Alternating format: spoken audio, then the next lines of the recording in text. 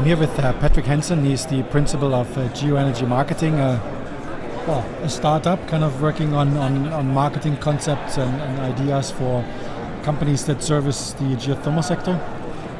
Patrick, thanks for taking the time. Thank you. Can you tell us a little bit about kind of like, marketing geothermal, what you see as kind of a key challenges? Well, first of all, it's just the recognition and awareness of the value of strategic marketing, right? Many of the companies, my ideal clients are the small to mid-sized service companies, the blue-collar, dirt in the fingernail people that are in the field. So part of it is teaching them that there is value in professionalizing their brand. And step by step, as we professionalize these smaller to mid-sized companies, by default, the geothermal industry will be more well-known and presented in a more professional light. So my mission from Geoenergy Marketing is to professionalize and promote the industry by helping enhance the voice of each company one by one. So in a sense, that naturally includes then promoting geothermal as a category, correct? Absolutely.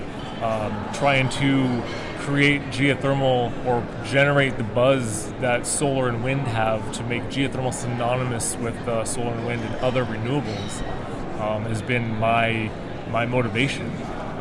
My goal is to get hashtag geothermal to trend, right? And however that happens, whether that's creating a motivated army of geothermal enthusiasts like you and I to post and use social media to the fullest extent, or it's teaching and educating everyone so they can slowly employ themselves to be more active on social media. Getting geothermal well known worldwide as a value-added clean energy alternative is a challenge and an exciting journey that I'm taking on full head. And from a perspective, like your clients and the work that you do, do you advise companies to also promote geothermal as an energy source in order to sell their services, or is that kind of somewhat a separate approach? Well, there's definitely a lot of self-promotion, content creation that my company does on its own to position geothermal as a valuable and relevant alternative energy. But what's nice is that the clients that I have typically don't have the in-house bandwidth to provide their own social media marketing or efforts, and so I control that, and I'm able to dictate the narrative, whether that's positioning a drilling fluid service company or a drilling rig company or a consultant to promote their own services to the industry. And with that, the back-end strategy of using hashtags and communicating with the right platforms and to the right audiences to then use their brand to position and professionalize themselves while promoting geothermal. And it kind of works hand in hand. And do you see the, let's say, the use of specific social media platforms different in the general context of promoting geothermal versus promoting businesses that service the industry? That's a tough question, because there are a lot of, especially my market, which is the small to mid-size service sector, many of them don't look at social media as a business tool. They look at it as a way to keep in touch with their friends and family, right? So it's the education process of bringing them on board to identify which platforms are relevant to their business and or to the ROI of bringing me on as a contractor. What I've seen is that LinkedIn obviously is the business platform to leverage, right? And it is being underutilized both by our industry, but not only by companies, but by people like you and I. We take full advantage of it. But why doesn't the CEO of every company in this expo hall have a updated profile that is actively engaging in either news, liking your posts, or sharing some of my work? That's my quest, is to educate and convert those pessimists, if you will, to embrace social media to the fullest. Twitter is the ideal way to disseminate news. Instagram is a more visual platform, but it is proven to be one of the highest engaging social media platforms to date. And so I've been embracing Instagram to create, to bridge that gap from geothermal, which is to some very scientific and foreign, to make it cool and creative and trendy. And then if I do that one post at a time, so be it. And then there's Facebook and other platforms. But it's really getting that adoption rate on board, right? To then have not just you and I hustling every day out there, but to have everyone in this expo hall that we're at to agree that it's important for them to promote themselves and by default the industry. And if you were to consider companies kind of looking at social media or promoting kind of you said like some of the small companies, for them like the work on like marketing social media elements actually takes a lot of time. Sure. So like in the sense of how do you position yourself in the service that you provide? Kind of what would be like let's say a package that you would offer to companies? Right. Well, first of all, I come with the experience, right? For the last 12 plus years, I've been in the executive level marketing departments of several geothermal service companies. So I provide that instant expertise to any team that's hiring me as a consultant.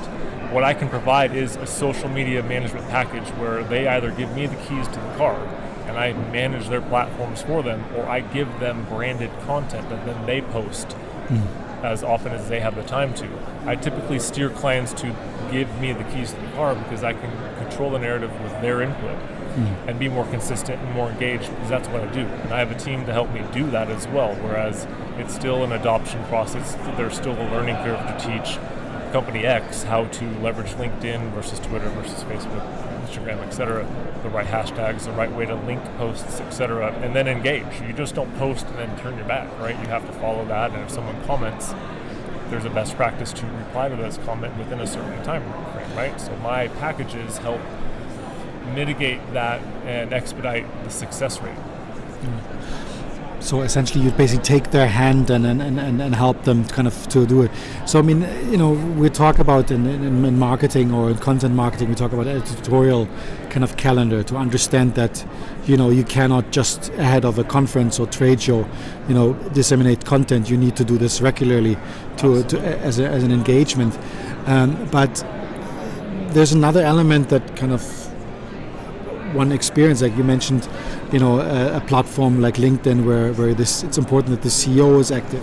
Yeah. How important do you see the engagement of employees with regards to the content of their companies? It's critical, and it is grossly underutilized and misunderstood. We're just throwing numbers out here, but imagine a small company with 50 employees. If each of those employees, from the mechanic to the CFO, had a LinkedIn account, they would not only build their own personal network of people they've met or known or worked with in the past, but they could then they could follow or connect with their own employer and promote, like, engage, share the employer's content, and that exponentially grows that brand, right? I mean, I can only do so much, but I need every one of my clients' employees to then like, share, and post what I'm helping them post to grow that brand. So it is critical for the engagement and the adoption from everyone, from the lowest person in the company to the highest. Maybe kind of going back to, I mean, naturally we've been working together in many occasions, but the cooperation between, let's say, the marketing people within the industry, how important do you see that there is a collaboration, particularly in the sense of promoting the industry and geothermal as such? It's a great question. It's a little bit loaded, if you will, but marketing has always been thought of as maybe even an afterthought, right? Especially when you go to the small to mid-sized sector, they don't have the bandwidth for a marketing person, let alone a team. And then when there's not a marketing professional within the business, there's typically not an appreciation for the value that it provides. So from step one, when I'm communicating what I can do and bring to a company, it's an education process. It's understanding the value of strategic marketing and conveying that it is an important element to a business strategy, a complete business strategy from A to Z. You can't just have your marketing budget be the minimum expense to exhibit at one trade show once a year. You have to have consistent engagement and exposure to the industry, even if it is a niche industry, right? Yeah. So it's important. Yeah. So, well, we don't want to go too much into depth, but like, what would you advise to to a company with regards to their LinkedIn kind of, let's say they have a LinkedIn profile but it has no engagement, the employees are not linked. What would you kind of like describe as like 3 key steps to utilizing LinkedIn for companies to position themselves? First of all, especially for the small to mid-sized businesses, whoever would be in charge of that, they need to recognize or at least create a business page. Sometimes that's done by default, but you need to create a page, you need to claim the page. That's step 1, claim the page. Step 2 is to create a professional profile. Even if it's not to be a platform that you use regularly, which they should, it has to have the most accurate, up-to-date logo, take advantage of the default profile header, have someone, myself, yourself, a company that can design a header or even a relevant image to the service that they're providing. Brand your page. Make sure the contact information is accurate. Make sure that the profile, up to the maximum character limit that you can enter, is complete and tells your story. Even if it's a copy and paste from your About Us section on your website or a brochure, make sure that the default settings of a company page on LinkedIn is up to date. And so many companies, I've either never logged on or have never spent a minute to continue or to make sure that it's up to date. And once that happens, then have every one of your employees, whether there's 3 or 300, connect and say, I am employed by this employer. And that instantly creates a credibility for your business page, but then it also allows you as an individual, whether you're at the bottom of the totem pole or the top, to have an identity, to link back to your own personal profile, to help build your own career or your own social media expertise. And it's amazing how underutilized that is and how people just don't take advantage of these free tools. Good. I mean, there's naturally lots to talk about Twitter and Facebook. We can talk about this all day. But maybe kind of let's leave it at that. But maybe briefly, what are your social media hashtags or handles? So I've been actually pushing Instagram a little bit further. So at geo_energy marketing, at geo_energy marketing condensed. Remove the vowels for Twitter, and then LinkedIn. You just enter the company name and you can find me. My mission, again, is to professionalize and promote the geothermal industry one step at a time. And so I'm doing that, and I'm really proud of what I'm accomplishing, and I hope to follow in your footsteps and further professionalize our industry. Well, anyway, good tips here from Patrick. Like I said, follow him on Instagram and LinkedIn. Definitely some really good insights in marketing. Like I said, he's providing a good service for companies, so check him out.